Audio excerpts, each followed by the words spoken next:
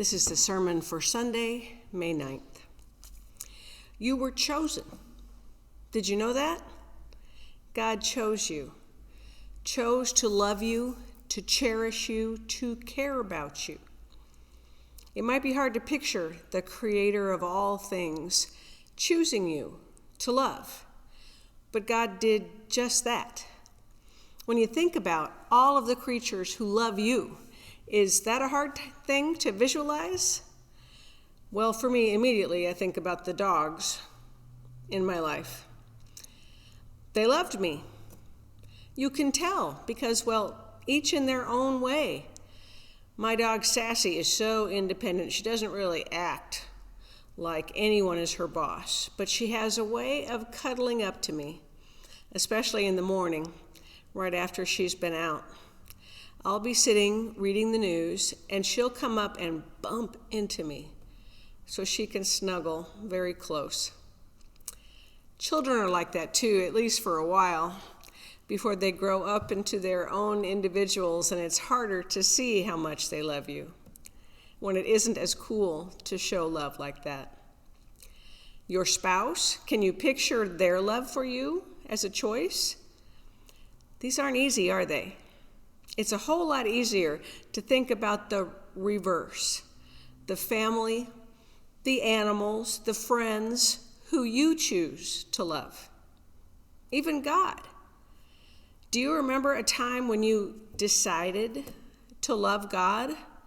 Some Christians tell you a lot about that moment in their lives, but for me, it wasn't so much that I decided to love God, but rather simply to accept that God loved me. The gospel for today is part of a series of readings out of the Gospel of John, intimate conversations between Jesus and his disciples. Well, really, they're more like monologues. Jesus just starts talking and doesn't stop. He's washed the feet of the disciples, saying, "A new commandment I give you, that you love one another." And then, after dinner, there's a moment where Judas leaves to betray him, and Jesus is clearly sad. But then, Jesus and the disciples just keep talking about love. What do you think about that? Judas is sending him to his death, and Jesus knows it.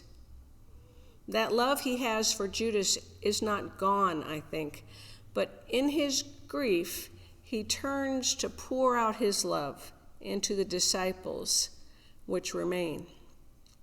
Does that sound familiar? In grief situations, I have often been with families as they chat and tell stories. The theme is always love, and sometimes even laughter. Love is a confusing thing in our world. It's all mixed up with infatuation and desire and even covetousness. But love itself is not confusing, I think. It's raw.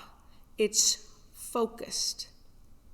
Jesus' love for the disciples is evident in these passages we read. And if you don't have to stretch your imagination much to realize that his love for you and me is spoken in these words too. No one has greater love than this, to lay down one's life for one's friends. He's talking to me. He's talking to you. You did not choose me, but I chose you. Yep, that's for you and me, not just the disciples. My colleague, Brian Stoffrigan in Yuma, Arizona, is someone whose blog I read often. He is so sharp. This week, he told a story about kids at middle school. You know how it is when games happen, maybe in gym class. Two people are picked, and then they pick their team for kickball or basketball or whatever the activity is. And usually, they pick the most athletic, the best at that sport, so their team has a chance of winning. But Brian talked about one time when one of the captains decided to change that script. And so he picked his friend, who wasn't very athletic. And his friend was really happy. But then the friend said, hey, pick so-and-so, he's a great athlete. But instead, the captain picked another guy who wasn't very good at sports, but that he really liked. And then again, until the whole team was full of people who didn't get picked very often. And they played the game with all their heart, but they lost anyway, and it didn't matter. It had never been about winning, but about playing together as friends. It sure feels to me like Jesus picked me for a team he knew I wasn't going to be so great at. He didn't pick me to make great baskets or hit home runs or whatever was required. He picked me because he loved me. End of story. And I think it's that way with you too, all of you. Jesus picked you out of love because it's better to play with people you love. We didn't pick Jesus, my friends, and his way of peace and caring. Jesus picked us. And our only job is to bask in that love and to pass it on. Thanks be to God. Amen.